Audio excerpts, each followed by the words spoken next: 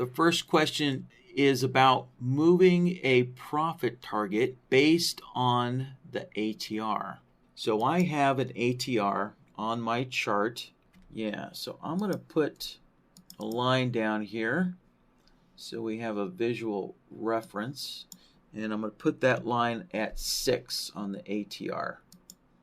If the ATR is above 6, then what's wanted is for the profit target to be set at a 20 tick profit target, right? So anything above, if the ATR is above 6, then we want the profit target to go to a 20 tick. But then if the ATR goes below 6, then that profit target is to be pulled in so that it becomes a 10 tick profit target. All right, so this is going to be pretty simple and pretty straightforward here. So, all right, so I'm just going to use a market entry order for this because the entry order isn't what the question's about, right? The question's about moving that profit target. So for the profit target, I guess we'll start off as a 10 tick profit target. All right, so the initial placement will be, 10 ticks. And now, in order to move that profit target out to 20 ticks based on the ATR, we're going to have to go to the trailing actions here, right? So the trailing actions tab, that's what allows you to move orders around while the trade, while the trade is active here. So for the mode, so we need to set the mode to custom there, and so now you can basically see that has enabled the trailing rules here. So let's add a trailing rule, and what should we call this? I'll call this a 20 tick profit target. So the key to getting this to work here is setting up the correct trigger for this, right? So in the triggers, we're going to look at an indicator value, right? Because that's what we're looking at, is what's the value of the ATR, right? Is it greater than 6 or is it less than 6? So we want to monitor a indicator value. Yeah, we want to monitor an indicator value here. And it just so happens that the ATR is the default indicator, for the indicator value trigger component here. Now, so for a long trade and for a short trade, they're both going to be greater than, right? So it doesn't matter if we're in a long trade or a short trade. The condition is the same. If the ATR is greater than 6, then that's our condition here. So let's see. Let's put in a 6 and put in a 6 there. So there we have it. All right, really simple to set up here. So when that ATR, and let's see, actually it's supposed to be a 5-period ATR. So let's go into the ATR indicator, right? So if we click on that, right, that'll open up the indicator menu here, and then we can open up the ATR there, and we can go in here and we can adjust that period to 5, right? So, and then click off, and so now we can see, there we go. So now the ATR is a 5-period there. So that's how you would change any of the indicator settings, right, as you go into it, and then click on the indicator again, and then you'll see all of the indicator parameters right there, and that's how you can change that. So also, if you need to apply a multiplier, you can do that. So this actually multiplies whatever the indicator value is, it applies a multiplier to it, right?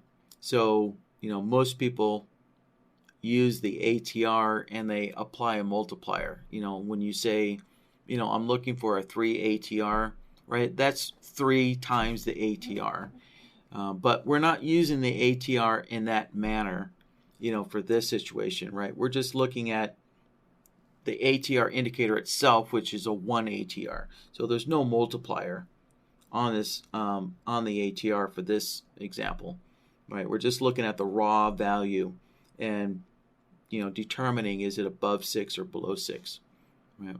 So there's no multiplier for this particular case here, but we're just looking to see, right, if the ATR goes above 6 or below 6.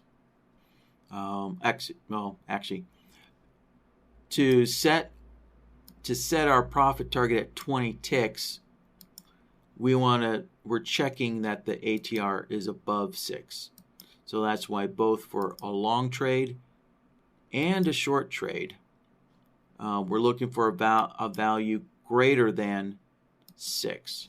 So, all right. So if the ATR is greater than 6, then the action, what we want to do is we want to move that profit target. We want to move it from the entry order there, the entry order or the entry price, and we want to make it a 20 tick offset, right? So a 20 tick profit target like so. Yeah. So if you want this to be a one-time occurrence, then we're done here, right? So this trailing rule would only occur one time. So, for example, let's say we get into the trade. Let me close that out. So let's say we get into a trade around here, right? So we actually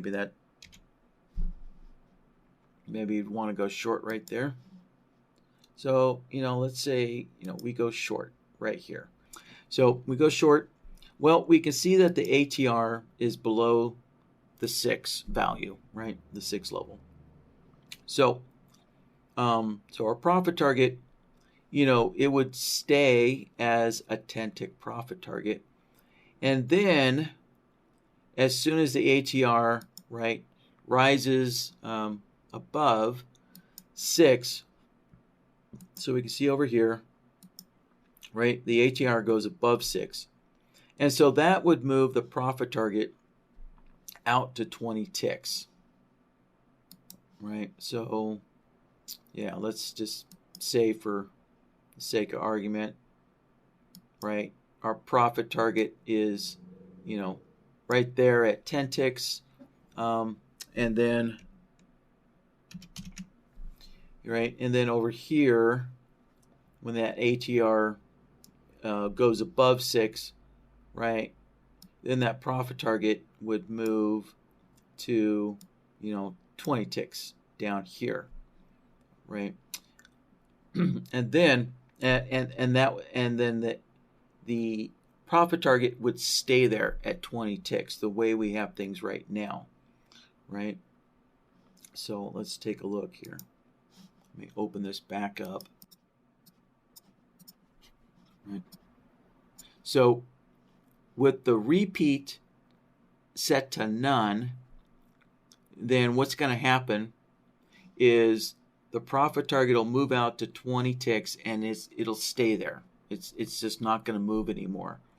But if you want your profit target to maybe pull back in, because let's say the ATR, right, as we can see, the ATR does dip below 6 again, right? And so if the ATR dips below 6 again, then what we're going to need to do is set up our repeat here so that it repeats indefinitely. And because we're analyzing an indicator, right? The ATR is an indicator, right? We can only get that profit target to update once per bar, right? Right. So indicators, right? They basically update or they change their value once per bar. So we would need to, set the repeat to repeat indefinitely once per bar. But also what we'll need is, in order to pull this 20 tick profit target back to a 10 tick profit target, right? Then we need a trailing rule that will pull that profit target back to 10 ticks when the ATR, goes below 6 again. So what we need to do is add another trailing rule here, and we'll just simply call this a 10 tick, right, profit target. And the trigger is going to be the same things we did before, right?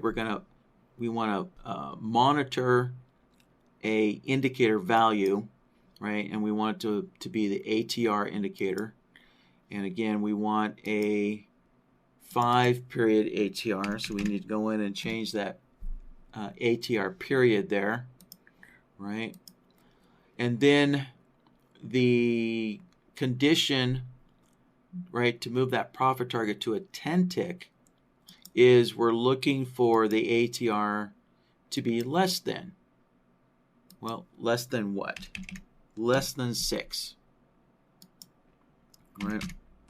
So both in a long trade and in a short trade, if the ATR is less than 6, right, that is our condition to pull that profit target back to a 10 tick profit target, right? And so the action is going to be, right, we're going to move the profit target to, again, the entry price with a 10 tick offset, like so. And then we'll set the repeat to indefinitely as well, like so, right? So both of these trailing rules here, because the repeat is set to indefinitely, both of these trailing rules are going to be constantly moving that profit target into 10 ticks and out to 20 ticks based on the ATR, going up greater than or less than that 6 value, right? So we can see that the ATR, right, is going greater than 6 and less than 6 quite a bit. So, this would be moving that profit target into 10 ticks, out to 20 ticks, back into 10 ticks, out to 20 ticks, quite a bit here. So if you want that type of functionality of constantly moving your profit targets in and out, then that is what the repeat column is for, so that you can keep a trailing rule constantly active, right? Now, if you only want this trailing rule to happen one time, so again, kind of going back to the original example here, if the ATR moves to greater than 6, and so you want to pop that profit target out to 20 ticks and leave it there, right, and never change it, well, then you would just take the repeat and set the repeat to none, right? And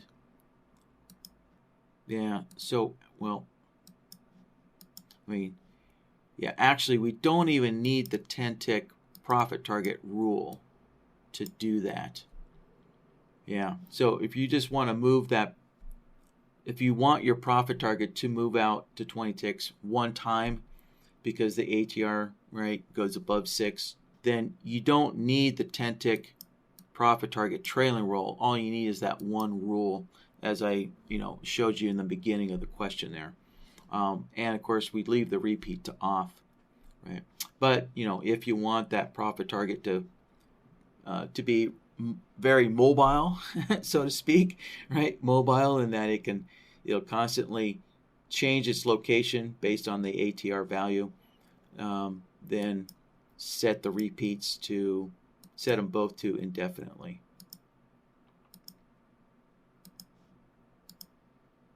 All right, so that covers that question. Not that complicated, right? Pretty straightforward there.